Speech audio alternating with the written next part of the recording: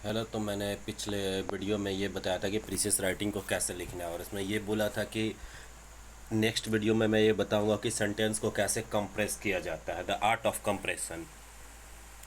तो art of compression में किस तरह से प्रीसिज लिखने में किस तरह से सेंटेंस को कंप्रेस किया जाता है, उसको किस तरीक़ा से कंप्रेस किया जाता है, उसका कुछ एग्जाम्पल है यहाँ पर। वो एग्जाम्पल के साथ बताएंगे कि किस तरह से एक्सप्रेशन को कंप्रेस किया जाता है और उसके मीनिंग को और ज़्यादा क्लियर बनाया जाता है। एंड कॉन्साइजली का मतलब उसको और ज़्यादा संक्षेप किया जाता है।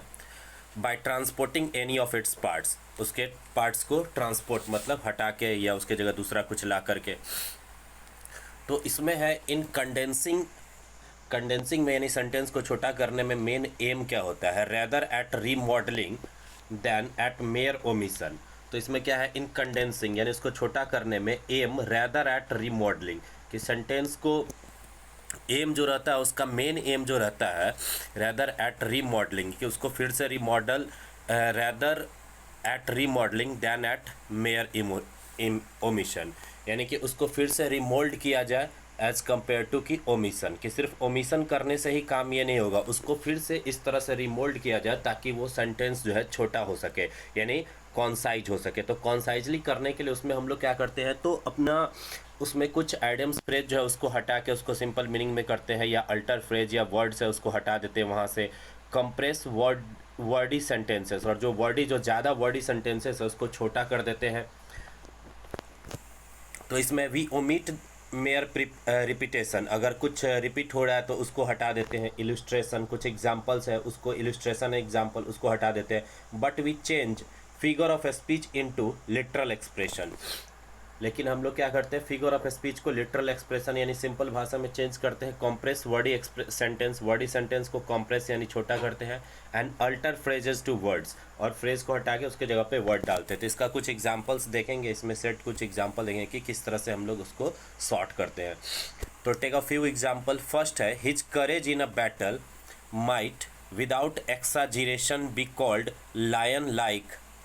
तो इसका ये एक बड़ा सा एक्सप्रेशन यहाँ पे दिख रहा है कि एक सेंटेंस है, सेंटेंस नंबर 1, जिसको हम लोग शॉर्टकट में लिख सकते हैं कि ही was very brave in a battle, यानी वह युद्ध में बहुत ज़्यादा बहादुर है।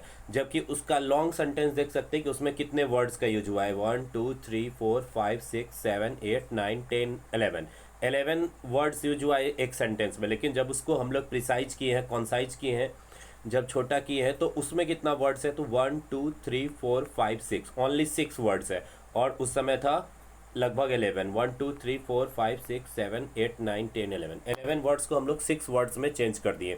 सिंपली फर्स्ट सेंटेंस में ये कह रहा था एक्सप्रेशन में कि his courage in battle might without exaggeration be called lion like, यानी कि उसका जो बहादुरी था वो इतना ज़्यादा था, एक्साजरेशन इतना ज़्यादा यानी एक्साजरेशन था कि उसको लायन की तरह कहा गया। तो बस उसको शॉर्टकट में हम लोग लिख सकते हैं। उस इसमें क्या क्या किए हम लोग, तो एक एग्जाम्पल को हटाए, जब जैसा कि मैंने पहले बताया था कि इलस्ट्रेशन को उसमें से हटा देना। यहाँ ऊपर देख सकते हैं कि किस तरह से उस इलस्ट्रेशन और एग्जाम्पल को हटाया गया। तो इसमें इलस्ट्रेशन क्या था, तो बी कॉल्ड अ लाइन लायक, तो एक ये इलस्ट्रेशन था, एग्जाम्पल था, जिसको यहाँ से ओमिट कर दिया गया, यानी कि इसको यहाँ से हटा दिया गया प्रिसाइज करने के लिए, यानी कि संक्षेप करने के लिए। फिर उसके बाद और क्या किया गया, तो एक जो बड़ा सा वर्ड था एक्साजीरेशन, एक कॉम्प्लेक्स वर्ड भी है और एक बड़ा वर्ड भी है, तो इसको भी यहाँ से हटाया गया, एक्साजीरेशन वर्ड्स को हटाया गया। फिर उसके बाद करेज वर्ड्स को भी यहाँ से हटा दिया गया और इसको शॉर्ट करके क्या लिखा गया, ही was very brave in battle, यानी हम लोग उसके अपने शब्दों में भी डाले और उसके जो बड़े वर्ड्स थे और जो इलिस्ट्रेट एग्जाम्पल थे उसको भी हटा करके हम लोग उसको किस तरह से शॉर्ट सेंटेंसेस में उसको ढाले। तो he was very brave in battle. अब सेकेंड एग्जाम्पल लेंगे सेंटेंस का, सेकेंड सेंटेंस का एग्जाम्पल। तो सेकेंड सेंटेंस है, the account the witness gave of the incident moved everyone that heard it to laughter. तो इसका मीनिंग क्लियर ही है कि द अकाउंट, जो वहाँ का गवाह जो दिख रहा था वो कुछ भी, तो वो ऐसा बताया इंसिडेंट को कि जितना भी लोग वहाँ पे थे, मूव्ड एवरीवन यानी जितने भी लोग थे वहाँ पर क्या हुए, that heard it to laughter, और सारे लोग वहाँ पर हंसने लगे। तो इसको शॉर्टकट में हम लोग, यानी कि शॉर्टकट नहीं, उसको प्रिसाइज करके यानी कि संक्षेप में इसको हम लोग कैसे लिखें, तो प्रिसाइज करके इसको हम लोग कैसे लिखे हैं, तो इसमें क्या है कि the witness the witnesses story was absurd. अब यहाँ पर एक वर्ड हम नया वर्ड यूज किए हैं। अब एब्सर्ड का मतलब क्या होता है? तो एब्सर्ड का मतलब ऐसा चीज़ होता है जिस पर लोग हंसे, यानी कॉमिक कुछ बातें जिस पर लोग हंसे, यानी कि व्यंग्यात्मक चीज़। तो बस इसको अब किस तरह से सॉर्ट कर दिए, तो यहाँ पर हम लोग कौन कौन सा वर्ड को यहाँ पे ओमिट किए हैं। तो सबसे पहले अकाउंट को ओमिट कर दिए हैं, फिर उसके बाद जो इंसिडेंट था उसको भी ओमिट कर दिए, उसके बाद मूव्ड को ओमिट कर दिए, उसके बाद एवरी वन को ओमिट कर दिए, उसके बाद हियर्ड को ओमिट कर दिए। तो यहाँ पर इस सेंटेंस में से हम लोग इतने वर्ड्स को जो है हम लोगों ने ओमिट कर दिया। तो फाइनली जो सेंटेंस रिमॉल्ड हुआ, रिमॉल्ड यानी फिर से सेंटेंस को जो हम लोग रिमॉडलिंग किए, तो वो किस तरह का सेंटेंस है, उसको कंडेंस किए, छोटा किया और रिमॉडल करने के बाद कौन सा सेंटेंस है। तो इसमें ओमिट वर्ड्स क्या क्या था उसको हम लोग देख लेंगे, किस तरह से ओमिशन करते हैं और उसको किस तरह से अपने सेंटेंस में लिखते हैं। तो यहाँ पे इस सेंटेंस को हम लोग लिखे, the witnesses story was absurd. जो वहाँ पर देखने वाला जो था या जो गवाह था उसका जो कहानी था वो क्या था, स्टोरी, वो एब्सर्ड यानी कि व्यंग्यात्मक था। नेक्स्ट फिर थर्ड सेंटेंस को देखेंगे। तो थर्ड सेंटेंस में क्या है, the clerk who is now on his employ. तो थर्ड सेंटेंस है the clerk who is now on his employ. तो यहाँ पर सीधे हो जाएगा हिज प्रेजेंट क्लर्क। यहाँ पे भी शॉर्टन किया गया है, कुछ वर्ड्स को ओमिट किया गया है, जैसे एम्प्लॉय को ओमिट किया गया है। नेक्स्ट है sentence number 4, they acted in a manner that rendered them liable to prosecution.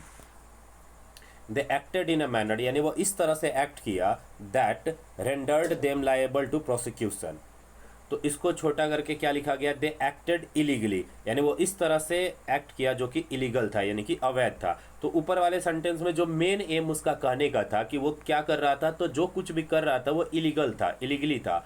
They acted in a manner यानी इस तरह से वो एक्ट किया, that rendered them liable to prosecution, कि उसको दोषी करार दिया जा सके, यानी उसको यानी कि दोषी करार दिया जा सके, लायबल टू प्रोसिक्यूशन। तो यहाँ पर क्या है, दे एक्टेड इलीगली यानी कि वो अवैध तरीके से एक्ट किया। नेक्स्ट सेंटेंस है 5 नंबर, ही गॉट अप, वह जगह या उठा, and made a speech on the spur of the moment.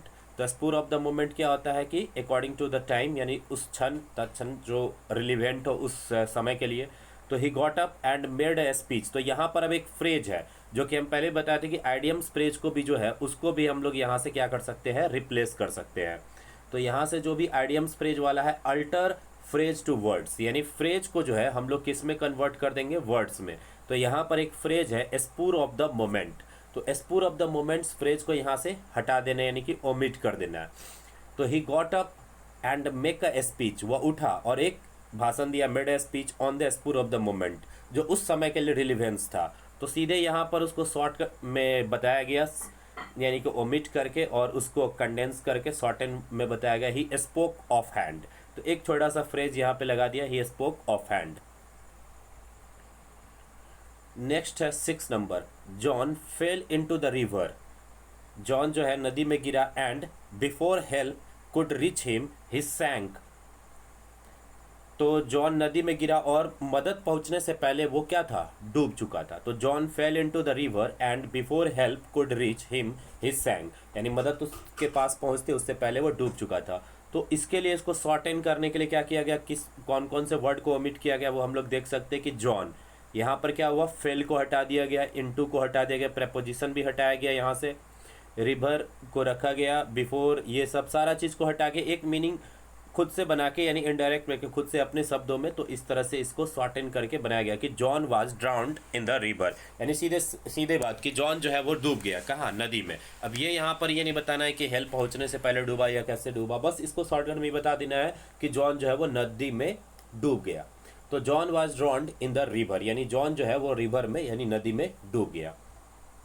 Next illustration यानी कि अगला एग्जाम्पल है 7 नंबर। तो 7 नंबर में क्या है, he was hard up for money, he was hard up for money and was being pressed by his creditors। वो क्या था, काफ़ी ज़्यादा यानी पैसे की तंगी से गुजर रहा था। He was hard up for money, यानी मनी की काफ़ी ज़्यादा उसको ज़रूरत थी और तंगी से गुजर रहा था। And was being pressed by his creditors, और जिसने उसे उधार दिया उसके द्वारा उस पर दबाव बनाया जा रहा था। तो इसको एक सिंपल सा वर्ड्स में, यानी अपने शब्दों में हम लोग क्या बता सकते हैं कि सीधे उसको क्या था, फाइनेंशियल दिक्कत था, फाइनेंशियल प्रॉब्लम था। तो फाइनेंशियल प्रॉब्लम को हम लोग क्या बता सकते हैं, he was in a financial difficulties, यानी वो कहा था तो फाइनेंशियल डिफिकल्टीज में था, यानी कि पैसा या आर्थिक समस्या से घिरा हुआ था। तो बस इसको सिंपल वर्ड्स में हम लोग लिख दिए। अब यहाँ पर क्या था कि कितना सारा वर्ड्स है, 1 2 3 4 5 6 7 8 9 10 11 12 13, तो 13 वर्ड्स का एक सेंटेंस था। अब 13 वर्ड्स के एक सेंटेंस को हम लोग मात्र लिख दिए 1 2 3 4 5, यानी 5 वर्ड्स में इसको क्या किए, कंडेंस कर दिए, शॉर्टन किए। तो उसके लिए हम लोग क्या किए, बहुत सारे वर्ड्स को ओमिट भी किए यहाँ पर। और जो स्ट्रेट फॉरवर्ड, यानी जैसे किसी को हम लोग बोलते हैं घुमा फिरा के कोई बात बोलता है, और कोई सीधे स्ट्रेट फॉरवर्ड बोलता है कि उसको पैसा का दिक्कत है, या कोई इस तरह से बोल दिया कि ही वाज हार्ड, यानी कि उसको ऐसा दिक्कत था इसलिए वो क्रेडिटर के द्वारा उस पर प्रेशर बनाया था। सीधे हम लोग उस बात को जो शॉर्टन करना है, मीनिंग बताना है कि उसके पास क्या इशू था। तो प्रीसियस राइटिंग में हम लोग सीधे उस बात को शॉर्ट करके इस तरह बता सकते हैं, he was in financial difficulties. तो किस तरह से सेंटेंस को छोटा कर सकते हैं उसका एग्जाम्पल है। नेक्स्ट सेंटेंस है क्वेश्चन नंबर 8, जिसमें कि 51 वर्ड्स है, जिसमें 51 वर्ड्स है, और एक ये बढ़िया एग्जाम्पल है। तो इसको थोड़ा अच्छा से समझना होगा। ये बढ़िया एग्जाम्पल है क्योंकि ये 51 वर्ड्स का है और इसको 16 वर्ड्स में डाला गया, यानी 50 के आसपास का वर्ड जो है उसको 15 के आसपास में डाला गया है। तो अब इस वर्ड्स में हम लोग देखेंगे कि आखिर है क्या, किस तरह से इसको कंप्रेस किया गया। तो आराम से पढ़ेंगे। The England of our own days, the England of our own days is so strong and the Spain of our own days is so feeble। तो ये सबसे फर्स्ट लाइन में कहता है कि हम लोग के समय का जो इंग्लैंड था वो काफ़ी ज़्यादा स्ट्रांग था और जो स्पेन था वो काफ़ी ज़्यादा कमज़ोर था। फेबल माने होता है कमज़ोर।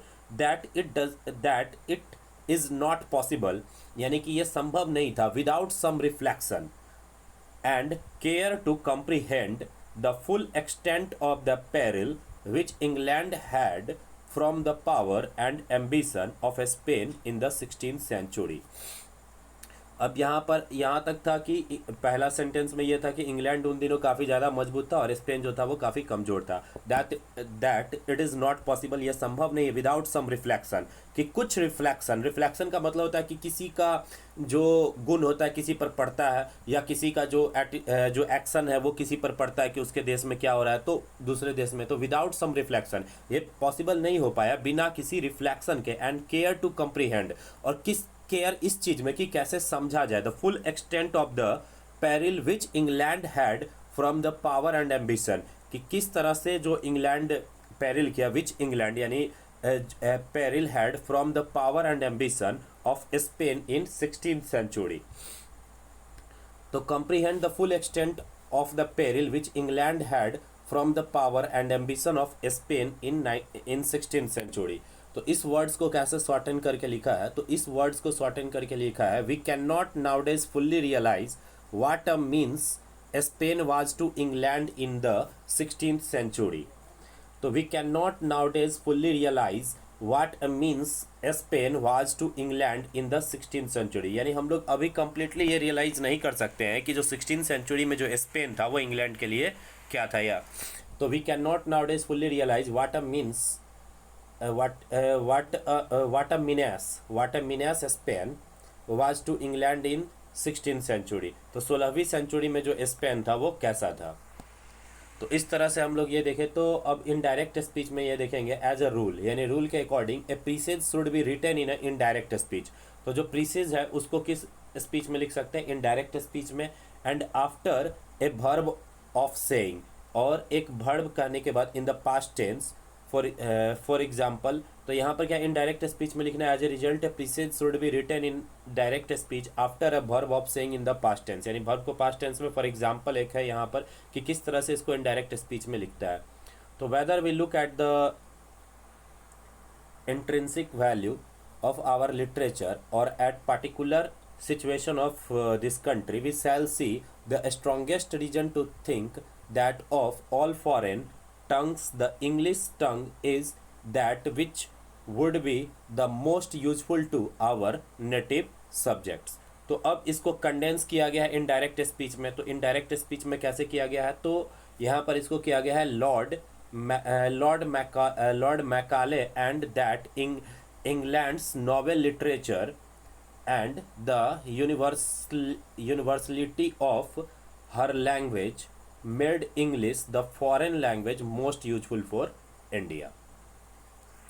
तो यानी वही उसका जो इंग्लिश लैंग्वेज जो है यूनिवर्सल यूज होने लगा, जो इंडिया के लिए भी काफ़ी ज़्यादा बेनिफिट हुआ। लॉर्ड मैकाले ने कहा दैट इंग्लैंड्स नोबेल लिटरेचर, यानी इंग्लैंड्स का जो विद्वान लिटरेचर है, जो अच्छे लिटरेचर है, एंड द यूनिवर्सलिटी, तो वहाँ का जो नोबेल लिटरेचर है, ठीक है, और जो the universality of her language, और उसका लैंग्वेज जो है काफ़ी ज़्यादा जगह तक फैला, universal, made English the foreign language most useful for India. तो जो इंग्लिश लैंग्वेज है वो इंडिया के लिए काफ़ी ज़्यादा उपयोगी बना दिया, क्योंकि इंग्लैंड तो इंडिया पे शासन ही किया था, और इंग्लैंड का जो आधा से अधिक जो मान लो उसका इमेज है, यहाँ पर भी क्लियर कह रहा था कि किसी का भी इमेज जो है वो उस पर यानी आता ही है, तो वो वहाँ पे दिखा रहा है कि किस तरह से जो इंग्लैंड का असर है वो इंडिया पर इस तरह से पड़ा, ताकि जो वर्ल्ड वाइड लैंग्वेज जो इंग्लिश था तो वो इंडिया के लिए ईजी हो गया। English the foreign language most useful for India. तो यही था, इस तरह से हम लोग प्रीसेस राइटिंग में किस तरह से सेंटेंस को कंडेंस कर सकते हैं और किस तरह से सेंटेंस को इनडायरेक्टली वे में हम लोग अपने यानी कि अपने लैंग्वेज में उसको डाल सकते हैं और उसको शॉर्टन कर सकते हैं। तो इस तरह से हम लोग प्रीसेस को यूजफुल और मार्क यानी कि अधिक मार्क्स वाले, यानी कि जिस तरह से नंबर गेनिंग प्रीसेस बना सकते हैं उसको, कि बढ़िया राइटिंग मिले और इसमें अपना स्पेलिंग और बाकी जो फ्रेज अगर यूज करेंगे तो सुटेबल फ्रेज ही यूज होना चाहिए, नहीं तो अल्टर फ्रेज अगर यूज होगा तो वहाँ पे भी मार्क्स कटने का संभावना है। तो फिर ये था प्रीसेस राइटिंग के बारे में। तो इस तरह से मैंने एक ऐसे जो है वो बताया था, और प्रीसेस राइटिंग का ये आज कंप्लीट हो गया वीडियो। तो उसके बाद अब लेटर है कि किस तरह से लेटर लिखा जाता है, तो ये अदर एग्ज़ाम के लिए भी यूज़फुल है जिसमें भी सब्जेक्टिव है, लेकिन ये अभी प्रेजेंटली जो हाई कोर्ट असिस्टेंट्स और सिविल कोर्ट का एग्ज़ाम होगा, तो सिविल कोर्ट के मेंस में और हाई कोर्ट के मेंस में भी जो होने वाला है, तो उसके लिए मोस्ट यूज़फुल है। Thank you for watching.